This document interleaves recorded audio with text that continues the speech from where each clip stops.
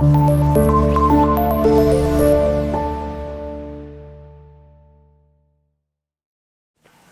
اللہ الرحمن الرحیم، شروع اللہ کے نام سے جو بڑا مہربان نہایت رحم کرنے والا ہے۔ اچھا بچوں، آج کا جو لیکچر ہے سیاق و سباق کے حوالے سے دوسرا لیکچر ہے اس چیپٹر کا۔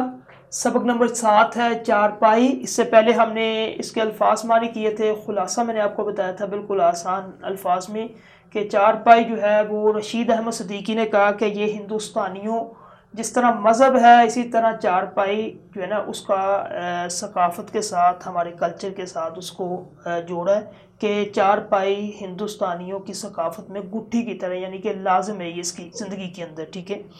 تو اس میں کئی اس نے باتیں کی تھی کہ چارپائی پیدا ہونے سے لے کے مرنے تک چارپائی کا ہی سہارا لیتا ہے، ٹھیک ہے۔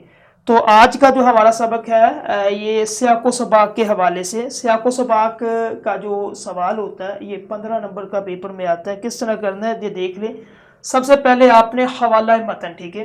حوالہ متن ہوتا ہے بچے کہ آپ نے پورا اس عبارت کا حوالہ دینا ہے کہ اس کا مصنف کون ہے، اس کا سبق یعنی کہ کس سبق سے وہ لیا گیا، ٹھیک ہے۔ اس کے بعد وہ صنف کون سی ہے، اس کے بعد پھر اس کا ماخذ کیا ہے، یہ 4 چیزیں آتی ہیں۔ لیکن پیپر میں 2 چیزیں آپ نے لازمی لکھنی، ایک سبق کا عنوان، ایک مصنف کا نام۔ یہ 4 چیزیں میں نے لکھی ہے۔ سبق کا عنوان ہے چارپائی اور مصنف کا نام ہے رشید احمد صدیقی، صنف ادب ہے انشائیہ اور ماخذ اس کا مضامین رشید، جس کتاب سے یہ سبق لیا گیا۔ اب جو عبارت ہوتی ہے یا نثر پارہ یا پیراگراف وہ کہیں سے بھی جو ہے نا وہ آ سکتا ہے، یعنی کہ ضروری نہیں ہے کہ وہ شروع سے لے یا آخر سے لے یا پھر وہ اس میں نشان لگا دیں یا آپ کے کتاب کے اوپر لگا ہوگا، ایسا بالکل بھی نہیں ہے، ٹھیک ہے۔ آپ نے کیا کرنا ہے، اس کو ایک دفعہ اچھے طریقے سے پڑھنا ہوتا ہے، پڑھنے کے بعد پھر اندازہ ہو جاتا ہے کہ یہ عبارت کہاں سے اٹھائی ہے۔ عموماً اکثریت جو ہے وہ عبارت جو ہے وہ کیا درمیان میں سے اٹھاتا ہے، ٹھیک ہے۔ تو جب آپ کو پتہ چل گیا کہ یہ عبارت کہاں سے آئی ہے تو پھر آپ نے سب سے پہلے جو کام کرنا ہے اس عبارت کو ایک دفعہ پڑھیں، اس میں مشکل الفاظ کے جتنے معنی اس کے اوپر ہی آپ لکھ لیں، ٹھیک ہے۔ کیونکہ اس کا فائدہ یہ ہوگا مشکل الفاظ کا کہ آپ کو جب آپ نے تشریح کرنی ہے تو وہ آپ کے لیے آسانی ہوگی، کیونکہ تشریح کے اندر آپ نے کیا کرنا ہے کہ وہی الفاظ ہو بہو نہیں لکھنے ہوتے، بلکہ آپ نے اپنے الفاظ میں اس کا 2 3 4 5 6 جتنی بھی لائنوں کا وہ عبارت ہوتی ہے آپ نے اس کو اپنے الفاظ میں لکھنا ہوتا ہے مفصل کر کے، ٹھیک ہے۔ اب جس طرح یہ ہے اس کا سیاق و سباق میں نے لکھ دی ہے۔ سبق میں سے چارپائی میں سے کہیں سے کوئی بھی عبارت آتی ہے، شروع میں سے آ جاتی ہے، آخر میں سے آ جاتی ہے یا پھر آ جاتی ہے درمیان میں سے، اس کا سیاق و سباق آپ نے یہ لکھنا ہے۔ ایک دفعہ پڑھ لیتے ہیں اس کو۔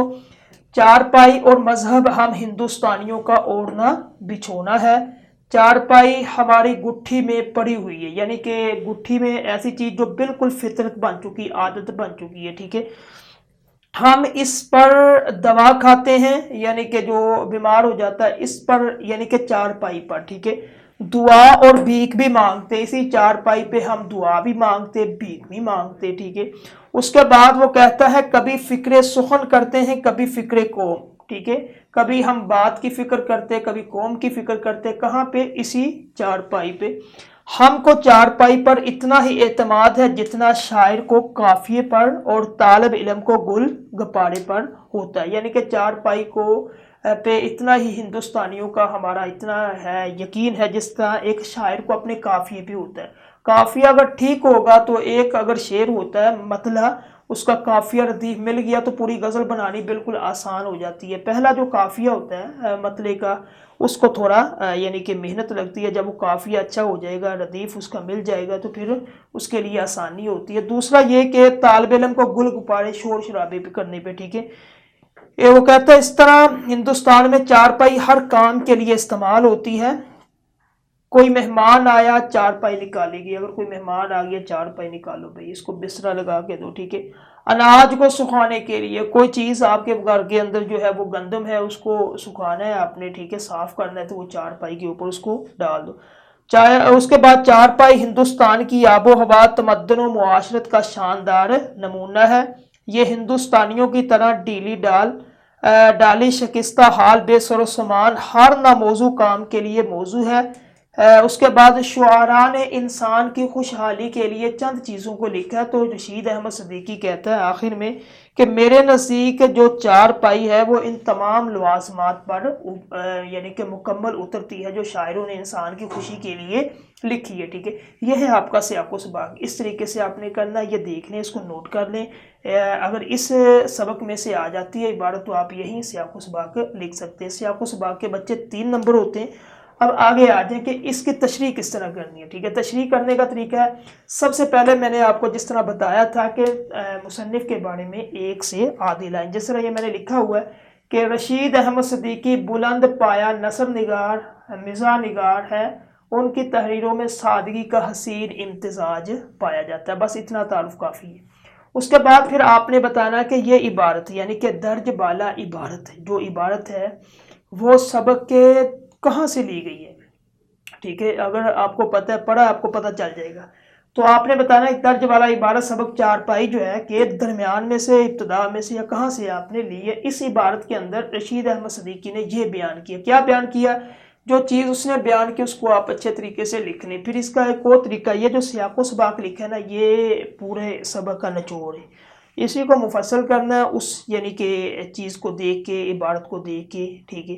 تو جب اس کی تشریح کرنی ہے اس عبارت کی تو یہ سیاق و سباق کو تھوڑا مفصل کر کے اس کے اندر آپ لکھ سکتے ہیں، اور 1.5 پیج تک اس کو آپ نے کرنا ہے۔ یہ چند عبارتیں، لیکن یہ نہیں کہ یہی آئے گی، آپ نے پڑھنا ہے، ٹھیک ہے، لیکن چند میں نے لکھی ہے جو اہم لگتی تھی۔ 4 پائی کی مثال، یہاں سے پہلی عبارت شروع ہوتی ہے اور یہ اینڈ ہوتی ہے بنوا دینے کی فکر میں تھے، پہلی۔ دوسرا یہ تھا یہی حالت 4 پائی، یہاں سے شروع ہو کر لپ گوڑ لائے گئے، ٹھیک ہے۔ تیسری ہے 4 پائی پر، یہاں سے شروع ہو کر 1400 سے زیادہ تھے، ٹھیک ہے۔ چوتھی عبارت ہے 4 پائی ہندوستان کی آب و ہوا سے لے کے تمام لوازمات کو پورا کر سکتی ہے۔ تو یہ تھا آج کا آپ کا لیکچر سیاق و سباق کا، اس کو اچھے طریقے سے کرنا ہے، کہیں سے بھی عبارت آئے آپ نے اس کو مکمل طور پہ کرنا ہے۔ اگر آپ نے خلاصہ اس سے پچھلا لیکچر جو ہے وہ سنا ہے خلاصے کا، تو پھر آپ کو کوئی مشکل نہیں ہوگی، کیونکہ اس کے اندر بالکل عام فہم جو ہے نا انداز میں نے بات بیان کی، اس میں کو ایک دفعہ پڑھ بھی لیں کوئی مشکل نہیں ہے، ٹھیک ہے۔ اس نے صرف ایک 4 پائی کا تذکرہ کیا ہے نا، کہیں بھی جاتے تو 4 پائی نظر آتی ہے، وہ ہاسپٹل میں جاتے ہیں یا پھر جو ہے کسی کے گھر میں جاتے ہیں، ہر بندہ اگر بیمار ہے 4 پائی اسی کے لیے سب کچھ، ٹھیک ہے۔ اس 4 پائی کے نیچے آپ کو دوائیاں ملے گی، پیسے ملے گی، پرچیاں ملے گی، ID کارڈ ملے گی، بے فارم ملے گی، ہر چیز 4 پائی کے نیچے، گدی کے نیچے آپ کو مل جائے گی۔ پھر وہ کہتا بیمار ہوتا 4 پائی کے اوپر لٹا دو، 2 4 پائیاں آپس میں لگا دو، نیچے سے جو ہے نا وہ ایک حجرہ بن جاتا ہے، گھر بھی بن جاتا ہے، ٹھیک ہے۔ جس طرح وہ باہر لگے ہوتے، ٹھیک ہے، جو مانگنے والے، وہ کیا 2 4 پائیاں اس طرح الٹے رخ لگا دیتے اور نیچے وہ جناب لیٹ جاتے، اوپر جو ہے وہ کوئی چیز کپڑا وغیرہ ڈال کے، ٹھیک ہے۔